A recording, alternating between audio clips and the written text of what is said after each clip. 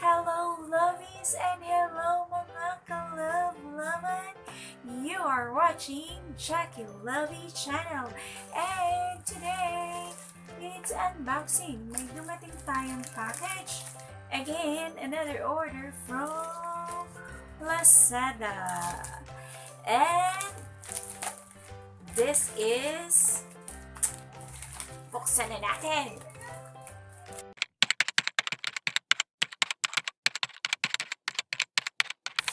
Okay, buksan na natin. It's sticky. Oops. Oopsie. And ta-da-da! We have this Selfie stick wireless. Ayan guys. So, nakabox siya. Ayan. Gagamitin natin to for plugging. And tingnan natin kung maganda. So, ang box is in good quality. Check natin ang nasa loob.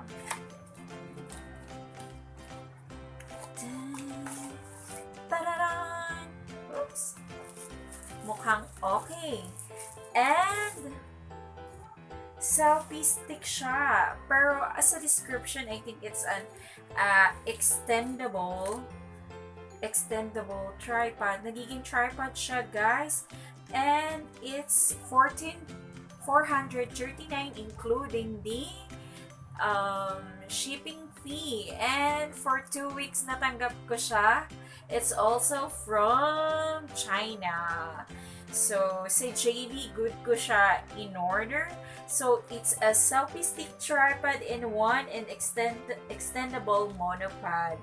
So, try natin guys. Excited! Okay guys, so ito na yung in-order na natin na mono stick. So, naka-attach sa kanya yung clip, ay yung ano niya, cellphone mount niya. And humahaba siya. Okay, and ilagay natin yung ating iPod Touch. So, okay siya. Ganyan siya. Na-adjust siya. So, kung malaki ang phone nyo. Ayan. Okay, so good siya for cellphone. And, ayan. So, ganyan. And guys, ito yung gusto ko dito kasi. Ayan. Tumatayo siya and napapahaba. So, it serves as monopod and tripod. And guys, maliit lang kasi siya. So, good siya for traveling. Ayan. So, pwede mo siyang ilagay lang sa bulsa with the buya mic mo. Kasi pag traveling, di ba, syempre mahangin. So, kaya dapat maliit lang yung ginagamit natin. So, na-try ko siya kanina guys with the Bluetooth. So, ganito pagtanggal niya yung Bluetooth niya. Ayan, natatanggal siya yung remote niya. And sabi doon, wala siya kasing instruction guys sa loob. Mainly the monopod na naka-wrap siya. And then also yung packaging natin is meron siyang bubble wrap packaging.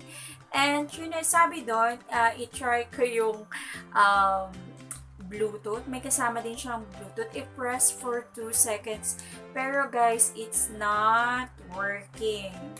So, ibalik na natin siya. But, it's really good for traveling. So, naandyan yung specification niya, guys. How to use, how to connect, blah, blah, blah. And so, and as a monopod tripod, I think it's good for mobile vlogging. Ayan guys, so nilagay ko na yung ating cellphone sa mono stick. And tama ba? Parang pinagdugtong ko siya.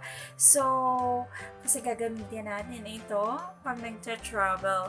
So, titingnan natin kung still shaky ba or hindi habang nag-vlog tayo. Ayan. So, matatry pa rin natin to sooner. Medyo mahigpit pa yung kanyang yung kanyang phone holder. Stretch siya. Unlike nung sa tripod na ganito sa tripod natin na eto na matatighten mo siya and malulose. Ayan. So, sa kanya kasi yung nag-i-stretch mo siya ng ganun. But, it's all good. Mukhang safe naman yung phone natin. And, it serves the purpose. Hindi lang gumagana yung kanyang Bluetooth. But then, binili ko to for the like a little stabilizer monopod while traveling and habang naglalakad. So, for $389, okay naman siya kasi medyo may mga kamahalan yung ibang stabilizer, whatever.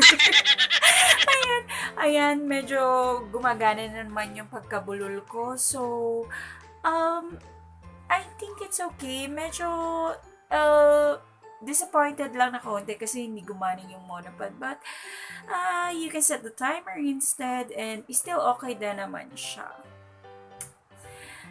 Still, I think it's a good buy. Guys, napansin ko lang sa tripod with Bluetooth and so, aside from dito sa ginagamit ko na headset, the rest ng na-order ko sa Lazada, ang Bluetooth, tripod Bluetooth monopod stick, hindi siya gumagana. But, i-message ko yung seller and magtatanong tayo and kung mapapalitan and so. But, kung ako kasi ayoko na mag-return hassle pa kasi. So, kung yung main purpose naman niya it's okay. Pero, yun nga lang, nakaka-disappoint. Medyo mabibigo ka ng konti kasi, ayun, in-expect mo kasi umasa ako tapos hindi gumana. Ayan. So, chine-check natin kung lakad-lakad nga tayo kunwari ng konti. Ikot-ikot tayo sa aking malaking kwarto, char. Ayan. So, I think it's good. Not too shaky na siya. And, medyo masaya tayo dun sa point na yan. May magagamit na tayo for traveling. And the price is $389. So, I think it's okay kung gusto nyo umorder na ito. Umorder ng product na ito. Ilalagay ko yung link. And pasensya na kayo. Nasa bahay ako and may ingay talaga. So, testing pa rin natin yung noise cancellation ngayon. Kanina na kasi nga, pinair ko siya na hindi ko pala na disconnect yung Bluetooth nitong monostick. So, yes, I think it's all good. And that's it for today. Kung may question kayo, just comment down. If gusto nyo ang video nito, like lang. And kung hindi pa kayo nakakapag-subscribe, please subscribe na. Thank you for watching. This is Jacky Lovee. Bye-bye.